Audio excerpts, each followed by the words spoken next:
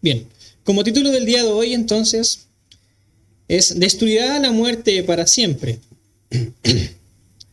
Bien, nosotros sabemos, ¿verdad?, que vivimos en un mundo que está marcado por el dolor, el sufrimiento y por supuesto la muerte. Cada día nosotros al prender nuestros televisores vemos noticias de guerras, de muertes, de asaltos, etcétera. Corazones quebrantados por distintas situaciones. Y lo que es cierto es que nadie puede escapar a la realidad de la muerte. Los ricos mueren, los pobres mueren, los jóvenes mueren, los ancianos mueren. La muerte es el gran enemigo de la humanidad. Pero podemos decir aún que todas las personas temen a la muerte. Seguramente alguna vez tuvo una conversación con algún amigo, un familiar, y le expresó que tiene miedo a morir. Pero Isaías 25, en su versículo 8, nos entrega una esperanza que es sumamente gloriosa. En medio de un mundo condenado, Dios promete algo sumamente extraordinario. Él dice: destruirá a la muerte para siempre. Este no es solamente un deseo humano, ni tampoco es una frase motivacional. Esto es una promesa divina. Dios mismo ha determinado poner fin al reino de la muerte. Este pasaje entonces podemos decir que no solamente está apuntando a un consuelo temporal, sino a una esperanza que es eterna, que será plenamente consumada en la segunda venida de nuestro Señor. Cristo volverá en gloria, vencerá definitivamente a la muerte, juzgará a las naciones y salvará eternamente a todos aquellos que han puesto su fe en Él. Hoy podemos decir que es sumamente importante que escuches este mensaje, porque muchos están preparados para trabajar o para formar familia, incluso para estudiar. Pero podemos decir que la gran mayoría no está preparado para encontrarse con Dios. La Biblia dice, y de la manera que está establecido para los hombres, que mueran una sola vez, y después de esto, el juicio. Entonces la gran pregunta no es si morirás, porque esto ya está decidido. Algún día vas a morir. La gran pregunta es, ¿dónde pasarás la eternidad cuando Cristo vuelva? Isaías presenta a Dios como el Rey soberano sobre toda la creación. El versículo termina diciendo: porque Jehová lo ha dicho. Esto significa que esta promesa es absolutamente segura. Cuando Dios habla, su palabra jamás falla. La Biblia enseña que Dios gobierna sobre todo el universo. Salmo 115, versículo 3. Nuestro Dios está en los cielos. Todo lo que quiso, ha hecho. Nada ocurre fuera del control de Dios. Él controla la vida, controla la muerte, controla las naciones, controla toda nuestra historia, amados. La segunda venida de Cristo no será un accidente, ni siquiera será una posibilidad incierta. Será con seguridad el cumplimiento exacto del plan eterno de Dios. Uno de los atributos más gloriosos que seguramente has escuchado en estos servicios evangelísticos es que Él es santo. 3 veces santo. Dios es absolutamente puro.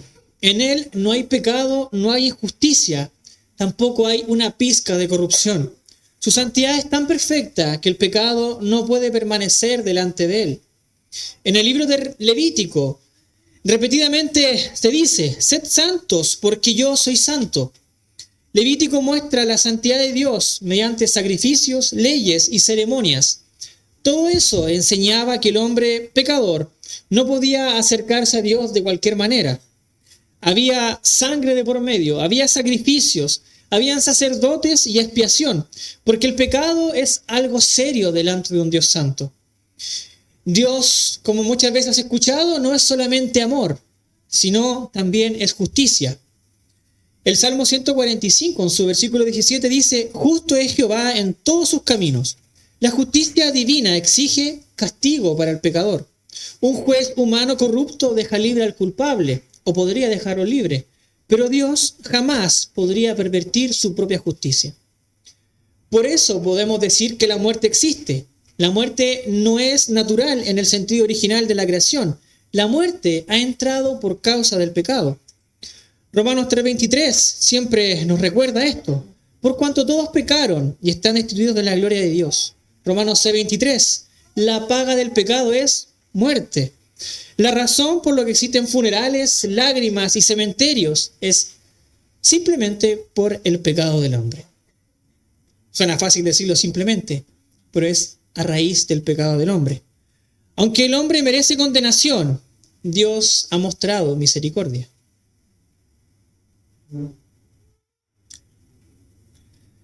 Por la misericordia de Jehová no hemos sido consumidos. Isaías 25:8 entonces no solamente habla de destruir la muerte, también dice que Dios enjugará toda lágrima. Esto revela el corazón compasivo de nuestro Dios hacia un pueblo que es redimido. Para entender verdaderamente la grandeza de la salvación que Dios ofrece en nuestro Señor Jesucristo, primero hay que comprender en profundidad la gravedad del pecado. Muchos hablan del pecado como si fuera simplemente un error humano, una debilidad emocional o una falla moral pasajera. Pero la Biblia presenta el pecado como una rebelión abierta y continua contra nuestro Dios que es santo y eterno. El pecado no es simplemente hacer cosas malas. El pecado es vivir de espaldas a Dios, rechazar la autoridad de nuestro Señor, despreciar su gloria y colocar su voluntad por encima de la voluntad del Creador. Desde el principio de la humanidad, el hombre ha decidido apartarse de Dios. En Génesis 3, Adán y Eva desobedecieron deliberadamente el mandato divino de Dios. Y desde ese momento, el pecado entró al mundo como un veneno mortal. ¿Por qué? Porque ha contaminado toda la raza humana. La Escritura declara, por tanto, en Romanos 5:12, por tanto, como el pecado entró en el mundo por un hombre, y por el pecado la muerte. El pecado podemos decir que no quedó limitado a Adán, pasó a todos los hombres. Cada ser humano nace con una naturaleza que está inclinada hacia el mal. Nadie necesita enseñar a un niño a mentir o a desobedecer o incluso a actuar egoístamente, porque el pecado habita naturalmente en el corazón humano. Muchos de ustedes se han preguntado, pero ¿por qué dice tantas mentiras? ¿Quién le habrá enseñado eso? Su corazón, amado, tiene una inclinación hacia el mal. El pecado es mucho más grave de lo que el hombre imagina, porque cada pecado cometido es una ofensa contra un Dios que es infinitamente santo. Cuando las personas mienten, codician, adulteran, blasfeman, odian, viven en orgullo, están rechazando constantemente a Dios. No solamente están rompiendo los mandamientos, están pecando contra la gloria misma de nuestro Creador. David entendió esta realidad cuando dijo, contra ti solo he pecado. En el Salmo 51:4. El pecado entonces es una traición contra Dios. Es amar más las tinieblas que la luz. Es preferir los placeres momentáneos de este mundo antes que la santidad divina de nuestro Dios. Sin ir más lejos, el libro de Levítico muestra claramente cuán serio es el pecado delante de Dios. Allí vemos continuamente sangre derramada, animales sacrificados, sacerdotes intercediendo y ceremonias de expiación. Todo esto enseñaba que el pecado produce muerte, pero también produce separación. Cada sacrificio, amados, era un recordatorio de que el pecado tiene consecuencias terribles. El pecador necesita un sustituto. Un inocente debía morir por el culpable. Sin embargo, aquellos sacrificios eran temporales y no podían limpiar completamente la conciencia del hombre. Esto solamente apuntaba hacia una cosa, apuntaba hacia Jesucristo, el Cordero perfecto de Dios. Pero antes de mirar la cruz, debemos entender que el hombre por sí mismo está completamente perdido. La Biblia dice, como ya leímos anteriormente, por cuanto todos pecaron, están destituidos de la gloria de Dios. Esto significa que nadie ha alcanzado el estándar perfecto de la santidad divina. El hombre natural puede parecer moralmente bueno delante de otros hombres, pero delante de Dios está manchado por el pecado. El pecado afecta a cada área de nosotros, contamina la mente, endurece nuestros corazones, corrompe nuestros deseos, pero por sobre todo esclaviza nuestra voluntad. El hombre sin Cristo está espiritualmente muerto. Efesios 2:1 dice, y Él os dio vida a vosotros cuando estabais muertos en vuestros delitos y pecados. Un muerto espiritual no puede salvarse a sí mismo. Puede asistir a una iglesia, incluso puede hacer obras buenas. o puedes aparentar una bondad exterior excepcional. Puedes ser destacado en tu trabajo por ser una buena persona, pero sigues separado de Dios mientras no vengas a Cristo en fe y arrepentimiento. La gravedad del pecado tiene consecuencias eternas. El pecado no solamente trae un sufrimiento, como ya dijimos, temporal, conduce a un juicio que es eterno. Romanos 6:23 declara: la paga del pecado es muerte. Esa muerte no es solamente física, también habla de condenación eterna, lejos de la presencia favorable de nuestro Dios. El infierno existe porque Dios es santo y justo. El mismo Dios que promete destruir la muerte también va a juzgar eternamente el pecado. El corazón humano que está endurecido por el pecado rechaza a Dios naturalmente. Jesús dijo, y esta es la condenación, que la luz vino al mundo y los hombres amaron más las tinieblas que la luz. Amado amigo, las personas aman su pecado. Seguramente tú amas tu pecado, amas tu orgullo, amas tu inmoralidad, incluso amas tu egoísmo, y a eso le llamas ser independiente. El pecado no solamente se manifiesta en actos visibles, vive profundamente arraigado en el corazón de cada uno de nosotros. Jesús dijo, porque del corazón salen malos pensamientos, los homicidios, los adulterios, las fornicaciones, los hurtos, los falsos testimonios, incluso las blasfemias. El hombre intenta aparentar bondad delante de otros, pero Dios ve lo que nadie más puede ver. Aquello que te esfuerzas tanto por ocultar, el Señor lo ve. Ve tu orgullo escondido, ve incluso esa hipocresía silenciosa, ve tu codicia secreta, la inmoralidad de tus pensamientos y por supuesto la dureza de tu corazón. El pecado ha corrompido completamente la naturaleza humana. La mente del hombre está entrenecida, sus deseos están inclinados hacia el mal y su voluntad rechaza naturalmente la autoridad de nuestro Dios. Por eso la humanidad vive buscando satisfacción en el dinero, en el placer, en la fama, incluso en cualquier cosa que ocupe el lugar que debería ocupar Dios o que Dios merece. Querido amigo, el pecado no es algo pequeño, ni mucho menos liviano. El pecado, déjame decirte que fue tan terrible que requirió la muerte del Hijo de Dios en la cruz. Muchas personas creen que son buenas porque se comparan con otros hombres, pero delante de la perfección divina, todo y cada uno son culpables. Por eso necesitas desesperadamente un Salvador. Nadie puede escapar de esta condición por sus propias fuerzas. Ninguna obra humana puede borrar la culpa delante de Dios. Solamente la sangre de nuestro Señor Jesucristo puede limpiar al pecador y reconciliarlo con el Padre. Isaías 28 encuentra su cumplimiento en Cristo.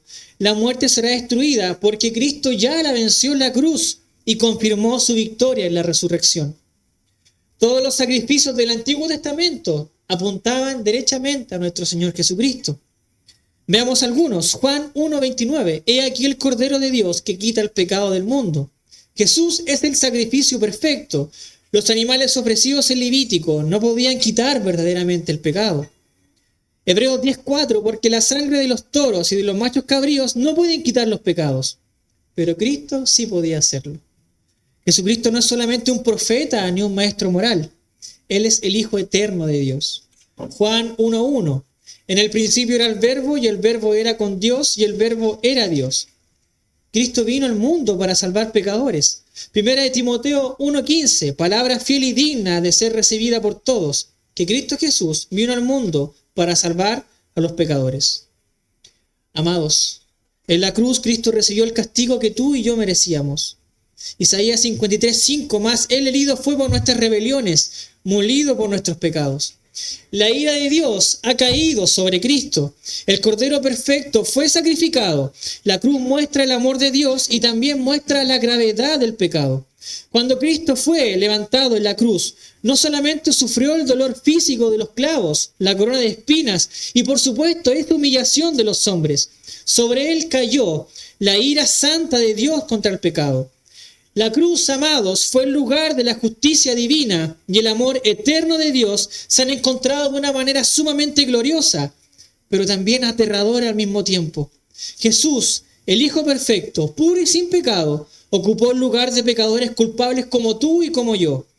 Isaías 53:5 declaraba lo que leímos anteriormente, que Él herido fue por nuestras rebeliones, molido por nuestros pecados, porque Cristo cargó la culpa que tú y yo merecíamos cargar por toda la eternidad.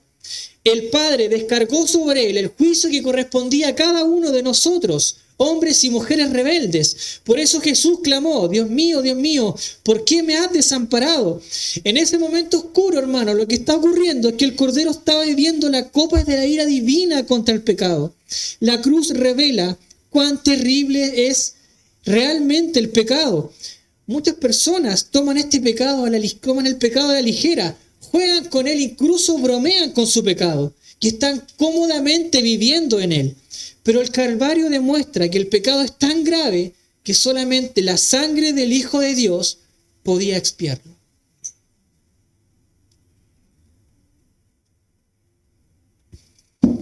Queridos amigos, si el perdón pudiera obtenerse por buenas obras, por religiones baratas o esfuerzo humano, entonces Cristo no había necesitado morir. Pero el hecho de que el Hijo eterno de Dios fuera golpeado, quebrantado y crucificado, demuestra que el pecado merece juicio, condenación y, por supuesto, muerte eterna. Al mismo tiempo, la cruz manifiesta un amor inmenso de Dios hacia pecadores indignos. Mas Dios muestra su amor para con nosotros, que siendo aún pecadores, Cristo murió por nosotros. Con esto quiere decirte que el hombre merecía ira, pero Dios ofreció gracia. El hombre merecía condenación, pero Dios entregó su propio Hijo para salvar a todos aquellos que se arrepienten y creen en Él. La resurrección es la prueba de que Cristo derrotó el pecado, al infierno y a la muerte. Por eso Isaías puede decir con total convencimiento: destruirá a la muerte para siempre.